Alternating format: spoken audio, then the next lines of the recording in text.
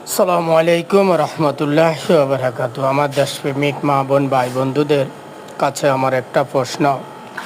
বাংলাদেশের রাজনৈতিক দল নামের একটা আওয়ামী লীগ দল আছেন।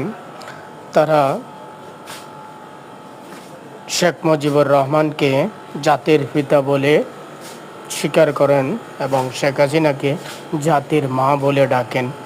তা আমি সকল বাংলাদেশি মা বোন ভাই বন্ধুদের কাছে আমার প্রশ্ন, তাহলে তারা সম্পর্কে কি হয়? যদি শেখ মুজিবুর রহমান জাতির পিতা হন আর শেখ হাসিনা যদি জাতির মা হন, মা বলে ডাকেন, তাহলে তারা সম্পর্কে কি? এটা মুসলমানের ধর্মীয়ভাবে এটা সম্পূর্ণ নাজায়েজ এবং কোরআন হাদিসেও সম্পূর্ণ নাজায়েজ। আমি এতটুকু